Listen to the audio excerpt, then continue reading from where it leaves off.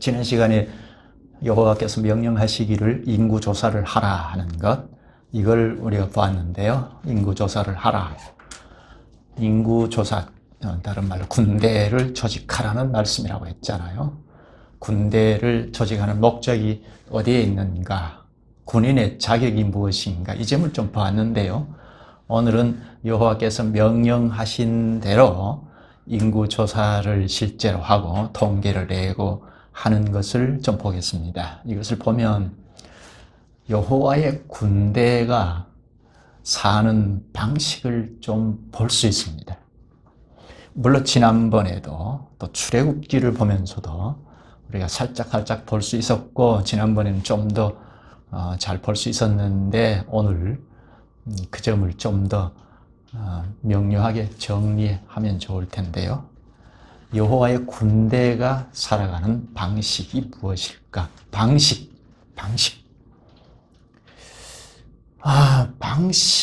방법론을 배우는 건 좋은 것은 아닙니다. 성경에 방법론을 가르친 것은 아니거든요. 성경을 보면 전부 큰 원리를 가르쳐 줘요. 하나님의 말씀은 다 기도 응답 받으려면 이런 방식, 어떻게 하려면 이렇게 하자, 이런 방식으로 가르치지 않거든요. 방법론을 가르치지 않습니다. 어떤 말씀을 좀 체계적으로 이렇게 배우고 가면 우리의 사고에, 성령께서 우리 사고에 들어오게 하셔서 큰 원리를 터득하게 한다는 겁니다. 그런 원리가 우리 사고에 작용을 하면 그에 따라서, 그러니까 말씀에 따라서 말도 하고 행동하고 하게 하시는 거거든요. 그러니까 성경을 보면서 방법론을 배우자 하는 쪽으로 가면 썩 좋지 않습니다. 여호와의 군대에 사는 방식이라고 했는데, 다른 말로 여호와의 군대인 교회가 살아가는 큰 원리라고 할 수 있겠습니다. 교회는 여러 각도에서 말을 했다고 했죠. 한 각도에서 본 게 군대이다, 그렇게 보는데요, 가르치는데, 여러 각도에서 말하는 건 우리가 익히 잘 알고 있죠. 지금 우리가 보는 건 교회가, 구약 교회가 군대라는 측면에서 아주 부각시켜서 가르치고 있죠. 여호와의 군대가 살아가는 큰 원리가 무엇일까? 이 점을 생각하면서 말씀을 좀 들으면서, 우리도 교회이니까 교회인 우리가 살아가는 큰 원리가 무엇일까 하는 것을 깨달았으면 좋겠습니다. 바로 본문을 보면요, 여호와께서 모세와 아론에게 인구조사를 하라는 명령, 요 측면에서 지난번에 좀 자세히 생각했는데, 이제 모세와 아론을 도울 자를 먼저 여호와께서 지명하여 불러내시는데, 그걸 먼저 보죠. 4절부터 말씀하시는데, 각 지파의 각 조상의 가문의 우두머리 한 사람씩을 너희와 함께하게 하라. 각 지파의 우두머리 한 사람, 각 지파의 대표자들이죠. 대표자를 뽑아라 하는 말씀입니다. 족장이 되겠고, 또는 지휘관쯤 되죠. 족장이나 지휘관들이 모세와 아론을 도와서 함께 인구조사를 해나간다는 말입니다. 이미 출애굽기 38장에 보면 인구조사가 한 번 있었어요. 그때는 성전세, 성막세를 모금하기 위해서 인구조사를 했는데, 이때는 레위 지파들이 협력을 했어요. 그런데 지금 본문에서는 각 지파의 대표자들이 모세와 아론과 협력해서 인구조사를 해나갑니다.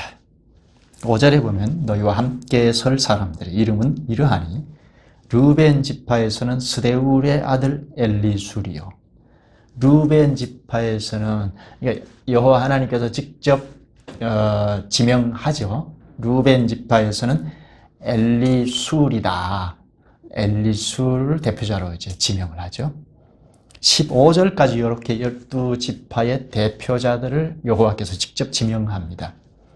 맨 마지막에는 단, 아셀, 갓, 납달리 지파에서 대표자를 지명하여 불러내십니다. 이 사람들이 이제 모세와 아론을 도와서 인구조사를 시행해 나갑니다. 이 지파의 대표들을 지명하실 때 어떻게 했는지 16절 말씀에서 말하고 있는데, 그들은 16절을 볼까요? 그들은 회중에서 부름을 받은 자요. 회중에서 부름을 받은 자요. 그 조상 지파의 지휘관으로서 이스라엘 종족들의 우두머리라. 회중에서 부름받은 자. 회중들에게서 추대됐다. 추천받았다. 추대됐다 할 수 있죠? 조상의 지파의 지휘관으로서 합니다. 조상 때부터 각 지파의 대표들, 조상 때부터 내려오는 각 지파의 대표들, 지휘관, 이 사람들이 이제 이스라엘 군대를 조직하고 통계를 내고 하는데 모세와 아론을 협력해서 돕습니다. 17절에 보면 모세와 아론이 지명된 이 사람들을 데리고 지금까지 여호와께서 지명하여 불러내신 이 각 지파의 대표자들을 데리고 회중들을 불러 모읍니다. 18절에 말하는데요. 볼까요? 둘째 달 첫째 날에 온 회중을 모으니 그들이 각 종족과 조상의 가문에 따라 20세 이상인 남자의 이름을 자기 계통별로 신고하매, 둘째 달 첫째 날에, 그러니까 2월 1일이죠. 출애굽한 때로부터는 만 1년 한 보름째쯤 되죠. 2월 1일 온 회중을 불러 모았습니다. 가문별로, 가족별로 20세 이상 남자의 이름을 신고를 합니다. 여기 18절 끝에 그러죠. 자기 계통별로 신고하매, 이름을 교족부에 올렸다. 요즘 말로 하면 그렇게 되겠습니다. 이스라엘 교회의 족보, 계보, 이건 매우 중요하죠. 마치 오늘 교회에 세례를 받고 교족부에 이름을 올리는 것과 같은 겁니다.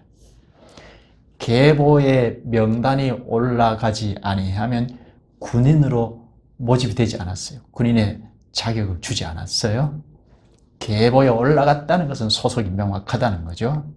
하나님의 언약민이다 하는 거죠. 그런데 여기 군사로 뽑히지 못한 자들이 있습니다. 그건 소속을 명확하게 하지 아니한 자들인데요. 이 사람들이 누군지 쭉 좀 더듬어 보니까 출애굽기 12장에 보면, 출애굽기 12장은 애굽에 있다가 이제 막 나오던 때잖아요. 이스라엘 회중들이 다 나오던 그때인데, 12장 38절에 보면 지금 군인에서 제외된 사람들을 잡족이라고 합니다. 이 잡족, 이 사람들이 단지 노동에만 참여해서 일을 하고, 출애굽할 때 아마 그냥 우리도 한번 가자 하고 따라 나온 사람이 아닌가 싶어요. 유월절을 지키고 그런 사람은 아니지 않을까 짐작인데요. 그건 확실치 않고, 아무튼 애굽에서 나올 때 우리도 한번 가자 해서 따라 나온 사람들, 이 사람들이 이제 잡족이라고 했습니다. 그러니까 소속이 불명확한 사람들이라 할 수 있습니다. 이 사람들이 광야에 나와서 계속해서 불평을 하고, 항상 불평을 이 사람들이 먼저 주동해서 했어요. 그런데 이 이스라엘 회중들이 다 이 영향을 받아서 나중에는 막 아주 크게 불평하고, 모세와 하나님도 원망하는 자리에 이르렀잖아요. 그래서 징계를 받고 했는데요. 이런 점들을 하나님께서 이미 아셨는지 아시고 하셨는지 아무튼 이 사람들은 군인으로서 제외를 시켰습니다. 이건 오늘 교회도 생각할 점이죠. 교회가 그저 침묵한다. 그저 침묵하는 단체 정도는 아니잖아요. 물론 교회가 하나님의 가족이다 하는 그림이 있죠. 하나님의 가족이라는 그림이 있으니까 친밀하게 가족 구성원들이 친밀하게 사랑하고 그렇게 하는 것처럼 친목 도모를 하고 사랑하고 해야 하죠. 그런데 여호와의 군대다, 그리스도의 군사라 할 때는 이 측면에서는 침묵하는 것이 아니고 그보다는 군인으로서 조직화해서 적과 싸우는 그런 점에서 아주 부각이 되어 있죠. 여호와의 군대 할 때 군대니까 싸우기도 해야 하고 때로는 물론 진리와 싸워야 하는데 그럴 때 여기 교적부의 이름이 명확하게 올라간 우리가 언약 공동체다 하는 이 사람들이 아주 일심단결해서 적과 싸우고 하지 않겠어요? 근데 이게 불확실하면 같이 협력해서 싸우기가 쉽지 않죠. 야고보서 1장 18절에 보면 하나님께서 자기의 뜻을 따라 진리의 말씀으로 우리를 낳으셨느니라 했는데 지금 신약 우리에게 와서 하나님께서 진리의 말씀으로 우리를 낳았다 합니다. 출생 방식을 이야기하죠. 우리가 새로 재창조되었는데 진리의 말씀으로 창조되었다 하십니다. 우리는 그렇게 창조되었는지 재창조될 때는 잘 모르죠. 그런데 내가 재창조된 존재이구나, 다른 말로 구원의 백성이구나 할 수 있는 확신에 차게 되는 것은 하나님께서 진리의 말씀을 우리에게 가르쳐 주실 때 거부하지 않고 받아들이고 믿어지고 점점 더 명료하게 깨달아지고 그렇다는 말입니다. 하나님께서 진리의 말씀을 가르쳐 주실 때 우리가 자꾸 거부하지 않고 오히려 받아 믿어지고 깨달아지고 이걸 볼 때 내가 진리의 말씀으로 하나님께서 출생하게 하셨구나, 재창조하셨구나, 구원하셨구나 하는 것을 알 수 있다는 겁니다. 이런 자들이 세례를 받고 교적부에 이름이 올라가잖아요. 이런 사람들이 빌립보서 4장 3절에 보면 그 이름들이 생명책에 있느니라 합니다. 이름이 생명책에 기록이 되어 있다 합니다. 그러니까 요거는 교회 교적부에 이름이 올라간 거는 우리가 눈으로 볼 수 있는 것이고 생명책에 이름이 올라갔다. 이 사람들은 확실히 영원한 영광의 나라에 들어갈 자들이죠. 이런 사람들이 앞에서 말한 것처럼 하나님께서 가르쳐 주신 진리의 말씀을 거부하지 않고 믿어지고 그리고 자꾸 깨달아지는 이런 사람들이 교적부에 이름이 올라가고 생명책에도 기록이 되어 있다 하는 겁니다. 이 사람들이 그리스도의 군사가 되어서 적과 싸울 수 있다는 겁니다. 당시에 이스라엘 군사, 여호와의 군대가 되어서 싸울 수 있다는 겁니다.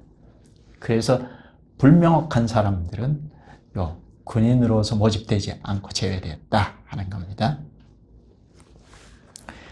모세와 아론을 도울 대표자들을 이제 다 선출을 했는데 물론 여호와께서 지명하여 불러내신 자들을 모세와 아론이 이 사람들을 데리고 온 회중을 불러 모으죠. 불러 모아서 이제 인구조사하자 이렇게 해서 이제 인구조사를 시작하는데 이 인구조사를 할 때를 보면 지파별로 한다는 것 우리 앞에서 읽으면서 설명도 붙이고 했죠. 20절부터 쭉 조사한 통계를 말씀하죠. 20절부터 43절까지 각 지파의 통계 수를 말합니다. 21절에 보면 루벤 지파에서는 계수된 자는 46,500명이요. 지파별로 통계를 내죠. 23절에는 시므온 지파에서 계수된 자는 59,300명이요. 또 25절에는 갓 지파에서 계수된 자는 35,650명이요. 쭉 보면 단, 아셀, 납달리 지파가 맨 마지막에 나옵니다.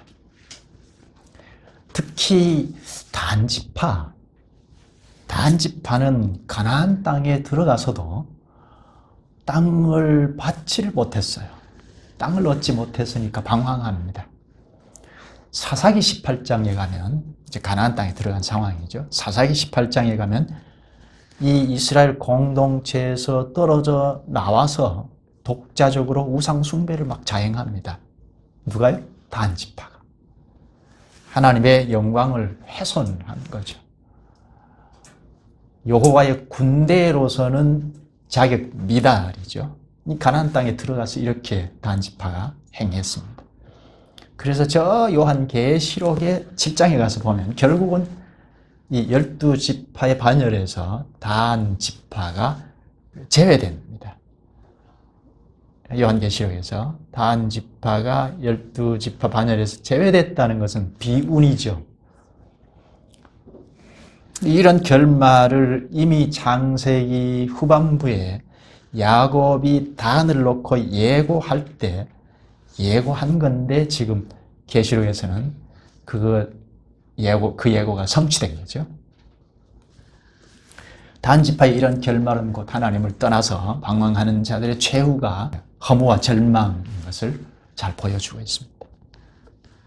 이제 인구조사가 다 끝나서 통계치가 나왔는데요. 각 지파별로 통계를 내고 그리고 전체 통계 군인으로서 20세 이상 군인으로서 전체 통계가 몇 명이죠? 60만 3,550명. 이거는 좀 명료하게 익히면 좋아요. 60만 3,550명. 60만 3,550명이나 되는 숫자를 조직하고 통계를 내고 하는 것 얼마나 걸렸어요? 기간이? 하루 만에 다 했어요. 12지파의 대표자들과 모세와 아론이 이 수효를 다 일일이 통계를 내고 전체 통계를 냈습니다. 60만이나 되는 인구를 60만이면 좀 피부로 가늠을 좀 하죠. 우리 분당구의 인구수가 60만이라고 하는데요.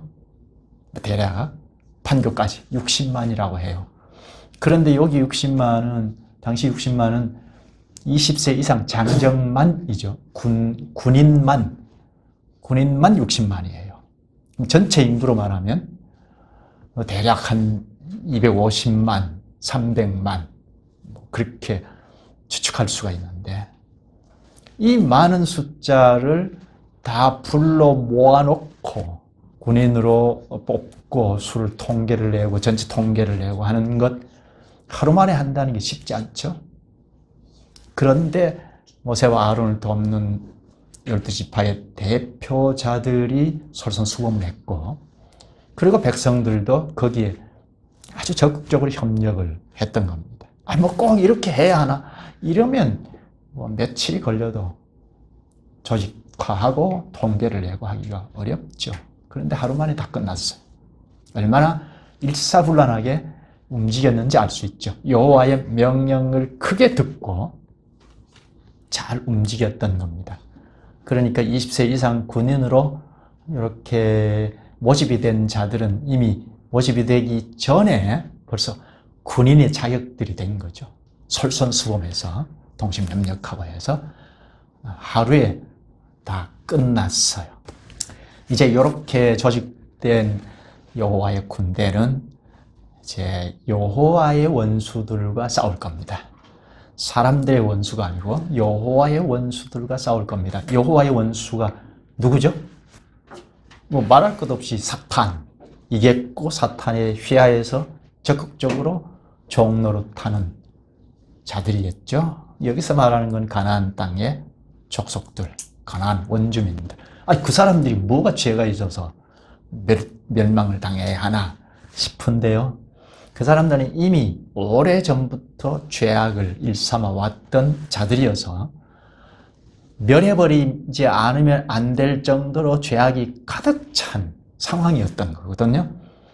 그때 여호와의 군대를 모집해서 가나안 족속들을 물리치려 하신 겁니다. 그러니까 여호와의 군대로 모집된 이스라엘 군인들은 여호와의 원수가 누구인지를 명백히 인식하고 가나안 원주민들을 멸하는 여호와의 막대기가 되어야죠. 여호와의 이 무기가 되어서 원주민들을 다 멸하고 쫓아내고 해야 하죠. 이스라엘 교회는 여호와의 군대이다 할 때는 여호와의 원수들, 죄악의 세력과 싸우는 이 인식이 명확하게 가지고 있어야 하죠. 느슨하게 사랑이라는 명분 하에 사랑해야지, 그 사랑의 대상을 그렇게 갖는 것은 옳지 않죠. 하나님께서 멸해버리려고 하는 작정을 하고 계시는데 그들과 짝하고 그렇게 하는 것은 아주 역행하는 거죠. 하나님께서 출애굽기 34장에서 말씀하셨습니다. 34장 12절에서 내가 들어가는 땅의 주민과 언약을 세우지 말라. 그것이 너희에게 올무가 될까 하노라. 가나안 원주민들과 언약을 세우지 마라. 그들은 멸망을 당해야 할 자들이니까 화친하고 언약을 맺지 말아라. 그것이 오히려 너희들의 올무가 될 거다, 걸림돌이 될 거라 하십니다. 그럼에도 불구하고 사람들 사랑해야지 하고 그 사람들과 짝하고 친밀하게 화친하고 그러면 결국은 하나님의 교회가 거기서 설 수 없게 되어버리죠. 이건 오늘날에도 마찬가지죠. 주님의 교회가 서는데 주님께서 미워하시고 멸할 대상들까지 짝하고 이러면 주님의 교회답게 서기 어렵죠. 그 점 때문에 그들과 짝하지 말아라, 언약을 세우지 말라 하셨습니다. 그리고 또 하나는 군대로 조직할 때 제외된 지파가 있죠. 레위 지파인 것을 우리가 잘 압니다. 레위 지파는 군인으로 모집이 되지 않았죠. 아예 제외되었죠. 하나님께서 여기서 또 가르치셨죠. 제외시켜라 하고 모세에게 명령해서 가르치십니다. 모집하지 않은 이유를 여기 자세하게 설명을 또 하는데 50절부터 말씀하십니다. 간단히 말하면, 핵심을 말하면 성막을 지키고 보호하도록 군인으로 모집되지 않는 거다. 그리고 성막을 세우고, 그리고 이 광야 생활을 하니까 성막을 또 뜯어서 가지고 가고 움직이고 그 성막 안에 있는 모든 기물들을 레위인들이 다 취급해야 한다. 이렇게 가르쳐 주셨어요. 50절 끝에 보면 성막 주위에 진을 칠지며 레위인들이 성막을 움직일 때는 성막을 뜯어서 어디에 멈출 때 거기에 성막을 세우고 그리고 성막을 중심으로 해서 레위인들이 포진해서 진을 칩니다. 그리고 맨 바깥에는 동서남북 세 지파씩 이스라엘 백성들이 진을 칩니다. 성막이 중앙에 있고 맨 안쪽에 레위 지파들이 포진해 있는데요. 요건 성막을 지키기 위함이죠. 무단으로 침입하는 자들을 지키기 위함입니다. 성막을 접근하는 자들을 통제하기 위함이죠. 만에 하나 이 성막이 훼손되거나 성물을 탈취당해버리면 성막의 기물들이 다 금, 은으로 되어 있죠. 근데 이게 탈취당해버리면 여호와의 영광에 훼손이 되니까 이스라엘 백성들이 위기가 오는 거죠. 그걸 막아야 한다는 겁니다. 그 때문에 레위 지파들은 군인으로 모집되지 않았습니다. 성막을 지키기 위함인데, 그러니까 성막을 지키는 군인이라 할 수 있죠. 여호와의 영광이 훼손당하지 않도록 성막을 지키는 군인입니다. 그래서 51절 끝에 보면 외인이 가까이 오면 죽일지며 합니다. 레위 지파들은 성막을 지키는 여호와의 군대가 되어서 외인들이 오면 죽여라 하십니다. 52절을 보실까요? 52절에 이스라엘 자손은 막사를 치되 그 진영별로 각각 그 진영의 군기 곁에 칠 것이나 성막을 중심하여 사방에 깃발을 이렇게 세우고 거기에 장막을 쳤던 겁니다. 동서남북 네 곳에 세 지파씩 나누어서 장막을 쳤습니다. 그런데 53절을 한번 볼까요? 레위인은 증거의 성막 사방에 진을 쳐서 성막을 중심하여 맨 안쪽에 레위 지파들이 삥 둘러 진을 쳐서 이스라엘 자손의 회중에게 진노가 임하지 않게 할 것이라. 레위인은 증거의 장막에 대한 책임을 지킬지니라 하셨습니다. 레위인은 성막을 보호할 책임을 가졌다. 만약에 성막이 훼손돼 버리면 이스라엘이 죽는다는 겁니다. 그래서 여기 53절 중간에 보면 이스라엘 자손의 회중에게 진노가 임하지 않게 할 것이라. 이스라엘 교회의 안전을 위해서 레위 지파들이 성막을 지켰던 겁니다. 말씀을 정리할까요? 중요한 것 하나가 우리가 꼭 생각해야 할 것은 이 이스라엘 군인들이 배치되는 건데요. 어떻게 되었죠? 성막을 중심하여 맨 바깥에는 세 지파씩 동서남북 이렇게 조직이 되어서 텐트를 쳤습니다. 장막을 쳤습니다. 그리고 성막을 중심으로 해서 맨 안쪽에는 레위 지파들이 포진해서 장막을 쳤습니다. 이거는 뭘 가르치죠? 당시 이스라엘 군대, 여호와의 군대가 생활하는 중심, 이스라엘 군대가 생활하는 중심이 뭐냐 하는 것을 역력히 가르치는 겁니다. 성막 중심 생활이라는 겁니다. 여호와의 군대인데 세상의 어떤 군대와 달리 성막 중심 생활을 해야 한다는 겁니다. 행군에 이제 앞으로 다음 장 쭉 볼 텐데요. 행군해 나갈 때는 성막을 철거해서 맨 앞에 여호와 임재를 가리키는 법궤를 맨 앞에다 두고 그 법궤를 쭉 따라서 행군해 나갑니다. 그리고 멈출 때는 얼른 성막을 쳐서 성막을 중심으로 해서 레위 지파들이 장막을 치고 맨 바깥에 여호와의 군대들이 세 지파씩 나누어서 장막을 쳤습니다. 그러니까 항상 성막 중심 생활이었다 하는 겁니다. 성막 중심 생활. 성막에는 여호와께서 계시니까 여호와 앞에서 늘 부복하는 군대였다. 여호와께 늘 부복하는 군대였다. 부복은 예배이잖아요. 그러니까 예배 중심이었다. 여호와의 군대는 예배 중심 생활이었다는 겁니다. 또 둘째는 여호와의 군대의 삶의 원리, 삶의 큰 원칙, 원리가 무엇인가? 여호와의 군대라고 할 때는 여호와의 명령을 따른다는 거죠.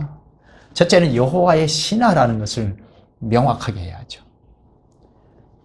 바로의 수하에 있을 때 바로의 종이라고 생각하기 쉬웠지만 이제는 출애굽한 이후에는 여호와의 신하이다. 여호와의 종이라는 겁니다.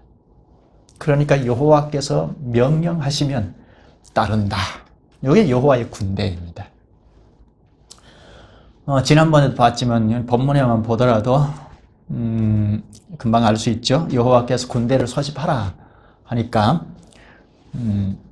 임명받은 대표자들이 솔선수범해서 하루 만에 다 조직화하고 숫자 통계를 내고 했죠. 그리고 거기에 백성들이 다 동심 협력해서 하루 만에 이 일을 다 끝냈습니다. 이렇게 여호와의 명령이 떨어지자 신하답게 군대답게 하루 만에 다 한 거라는 겁니다. 그러니까 이스라엘 교회가 여호와의 군대이다 할 때는 삶의 원리는 여호와의 명령에 살고 죽고 한다는 겁니다. 또 하나는 성막에 아무나 무단으로 갈 수는 없다는 겁니다. 성막 중심 생활을 했지만 그러나 그냥 무단으로 가면 안 된다 하는 겁니다.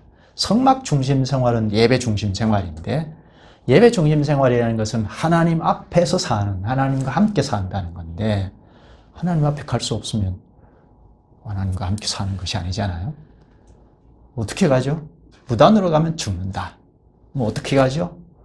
하나님께서 어떻게 가는지, 하나님 앞에 갈 수 있는지 절차를 다 가르쳐 주셨잖아요. 레위기에서 예배 절차를 가르쳐 주셨잖아요. 제사법이죠. 여호와께 갈 때는 반드시 여호와의 명령을 따라서 제사법 절차를 지키면서 여호와 앞에 간다.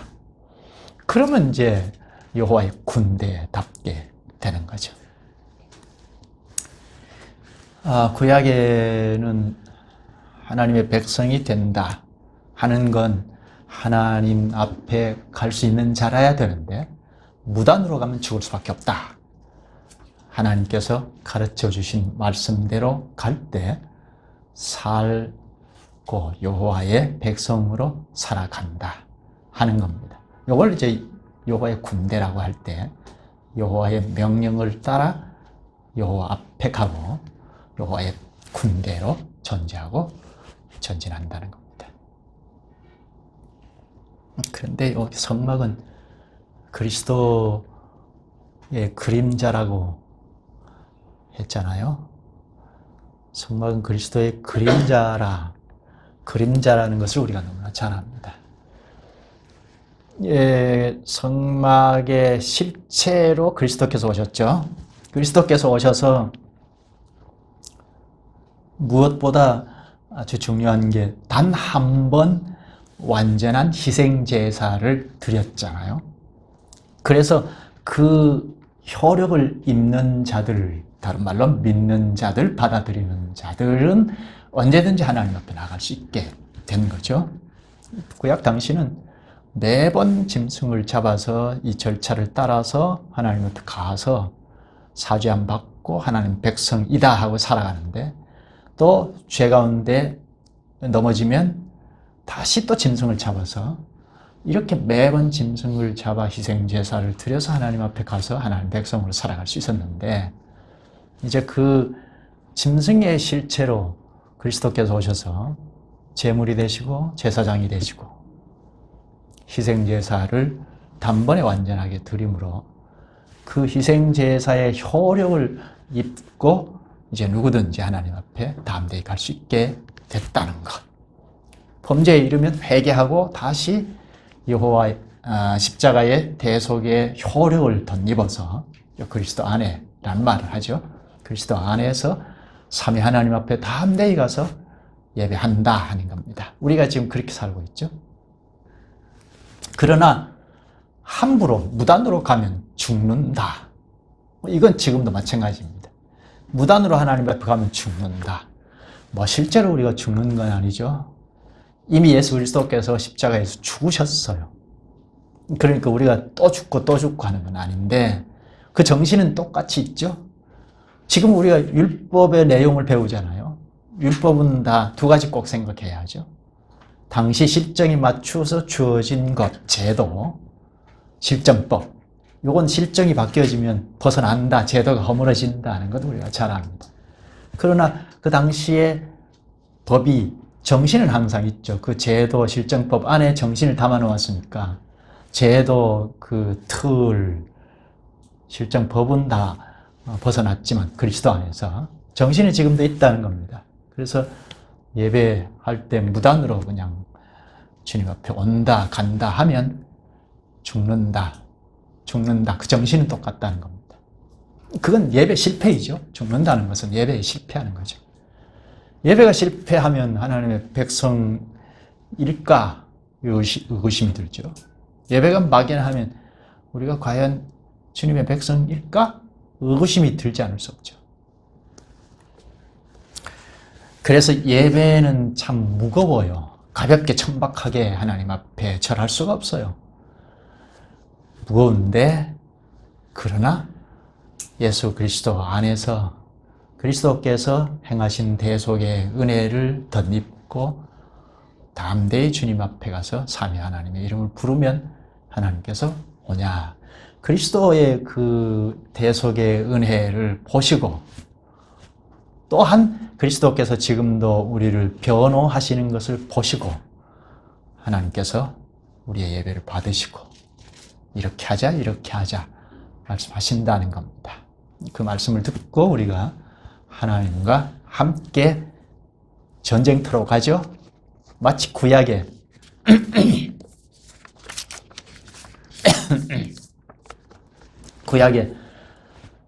여호와의 군대인 이스라엘 백성들처럼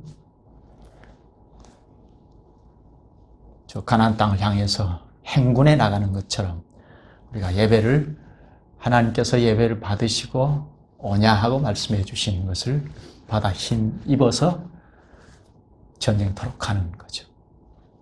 여호와의 원수들, 죄악의 세력이죠. 죄악의 세력과 싸우자 하는 정신을 가지고 나가는, 이게 여호와의 군대의 삶의 원리이다.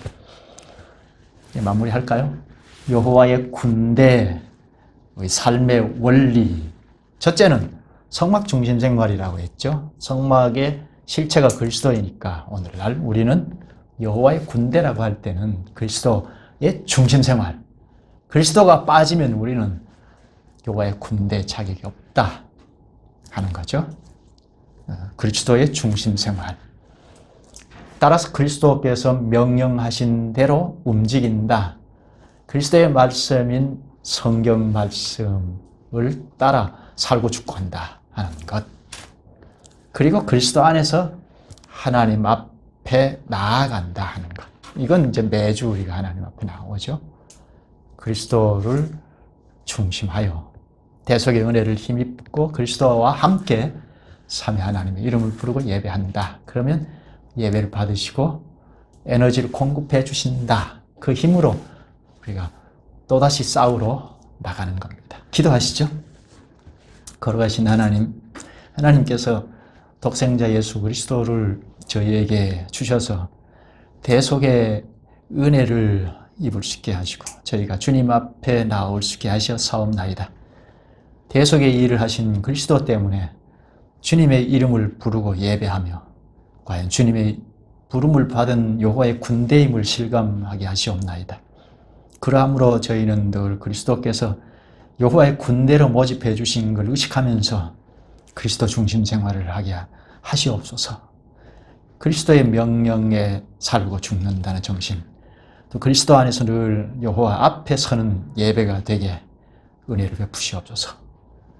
또한 죄와 싸워 물리친다는 정신으로 그리스도와 함께 삶의 현실로 돌아가는 정신을 늘 갖게 하시옵소서. 예수님 이름으로 기도하옵나이다. 아멘.